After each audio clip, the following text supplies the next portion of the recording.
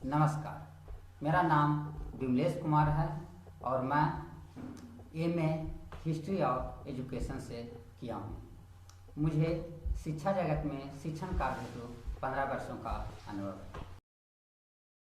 मेरा विद्यालय बिहार राज्य के नालंदा जिला में अवस्थित है। नालंदा जिला को कौन नहीं जानते हैं। नालंदा जिला प्राचीन नालंदा विश्वविद्यालय जो आज नालंदा के खंडहर के रूप में विख्यात है, जिसके कारण विश्व गुरु के रूप में जाना जाता है।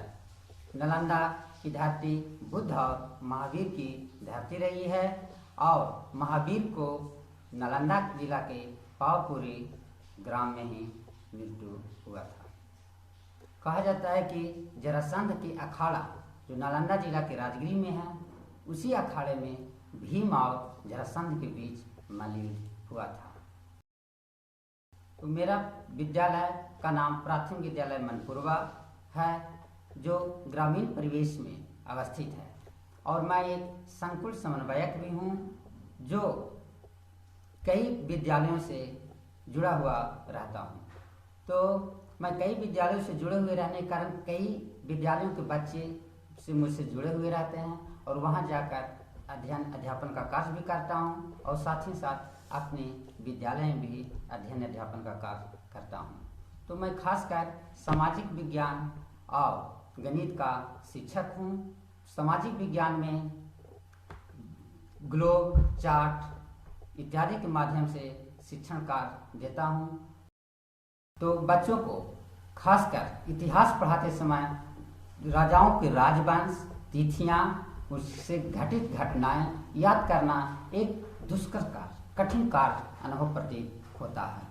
और मैं अपने आइडिया, अपने विचार कई तरीके से गतिविधियों के माध्यम से बनाने का कोशिश करता हूं और बनाता हूं, उसे देता हूं। और गणित को अमूर्त विषय के रूप में जाना जाता है और इसको मैं मूर्त विषय के रूप में कैसे पेश करूं, जो हर हमेशा मैं सोचते रहता हूं कि इसे बच्चों को साथ अनुभव जन प्रक्रिया के माध्यम से मूर्त विषय के रूप में पेश कर बताया जाए।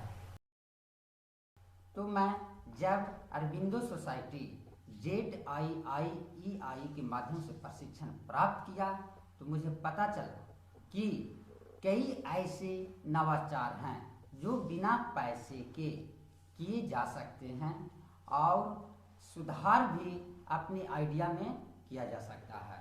पहले मैं जब पढ़ाता था तो इतिहास विषय को ग्लोब, चार्ट या विभिन्न शहरों का मैप लाकर पढ़ाता था। इसमें खर्च अधिक आते थे। जब बच्चों को मैं गणित पढ़ाता था तो कई तरह की गतिविधियां कराता था और उसमें भी जैसे प्रतिशत हो, लाभ हानि हो या एक एक नियम हो, तो इसको मूर्त विषयों से पढ़ाने का कोशिश करता था। लेकिन इस सोसाइटी से प्रशिक्षण जब प्राप्त किया तो मुझे कई ऐसे कार्यक्रम पता चले जिससे मेरी आइडिया और विस्तृत होते गए। इनोवेटिव पाठ्यक्रम पाठशाला से प्रशिक्षण से मुझे बहुत फायदा मिला है और इस गतिविधियों से के आधार पर मुझे बहुत सारे तरीके सीखने को मिले हैं। इसमें बहुत सारे ऐसे कार्यक्रम हैं, विभिन्न बोर्डों का, विभिन्न विषयों का पाठ्य योजना बनाया हुआ है और आइडिया शेयर किया हुआ है कि आप इस विषय को किस ढंग से पढ़ाएं, जिससे मुझे बहुत काफ़ी सहायता मिली है। अतः मुझे इस कार्यक्रम से जुड़कर बहुत फायदा हुआ है। अपने आइडिया को और विस्तृत रूप देने में मुझे मदद मिली है। ये इनोवेटिव पाठशाला पाठ्यक्रम एक ऐप है। इस ऐप को सभी लोग डाउनलोड करें और इसके माध्यम से यदि सीखें तो सीखने से बहुत फायदा होगी।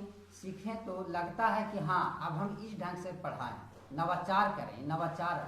तो कहने का मतलब मेरा है कि एक क्लास जो है, इस प्रशिक्षण से मुझे ऑनलाइन क्लास भी बच्चों को करने में सहूलियत प्राप्त हुई है। जैसे ऑनलाइन क्लास में मैं जूम के माध्यम से जुड़ा और जूम में बच्चे अपने सहपाठी को देखकर बहुत ही रोमांचित होते थे और वे गतिविधियां भी करते थे और अपने को ऐसा नहीं महसूस करते थे कि मैं एक क्लासरूम में नहीं हूँ, मैं सहपाठियों के बीच नहीं हूँ। इस ढंग से ऑनलाइन क्लास में कराया। मुझे खुशी है कि इस काम के लिए ZII के प्रशिक्षक के टीम और रोहित सर मुझे इसमें बहुत ही सहयोग प्रदान किए, और इसमें आइडिया मुझे रोहित सर के द्वारा मिलते गया, मुझे सहयोग मिलते गया, मेरी आइडिया को और विस्तार देते गए। आइडिया मेरी रहती थी और उसमें थोड़ा सा और विस्तार रूप से वे जोड़ते गए। तो इस ढंग से मैं समझता हूँ कि मेरा विद्यालय नालंदा जिला में रोल मॉडल के रूप में आना चाहिए, क्योंकि मैं कोविड-19 के समय भी इस तरह से बच्चों को जुड़े हुए रखने का कार्य किया हूँ। और ZII